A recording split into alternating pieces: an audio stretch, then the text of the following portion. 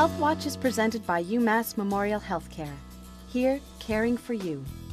Today, we're here at Wachusett Mountain to find out the proper steps you need to take to have a safe and fun experience playing in the snow. To be ready to ski, there's really 4 different things that you need to be able to do. The first is you have to have reasonable cardiovascular fitness. So just showing up at the mountain and going to the top and going nuts for the day, that doesn't always work. The other thing you need is some reasonable strength.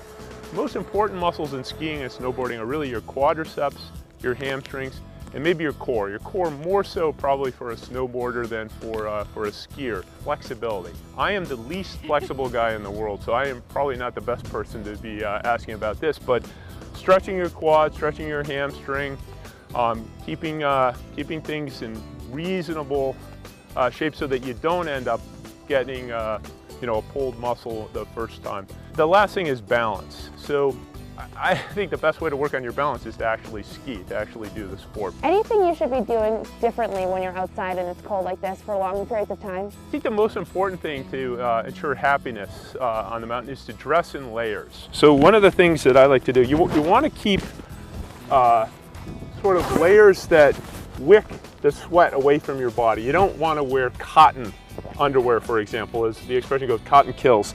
So like a polypro layer, these come in lightweight, medium weight, heavyweight, and you can gauge them for the temperature outside. So you need a layer on the outside that keeps all the badness out from coming in, and that would be a waterproof and windproof layer like the shell that I'm wearing now.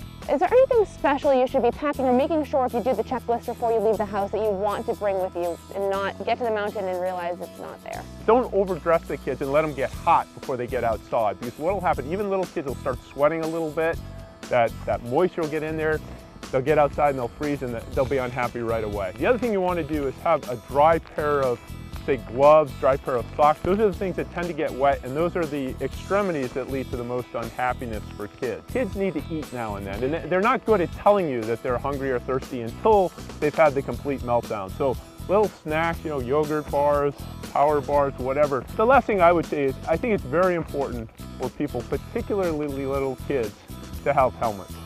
For more health news, stay tuned to Health Watch, or you can check on chartertv3.com and click on the Health Watch page. I'm Caitlin Tivnan. Stay healthy.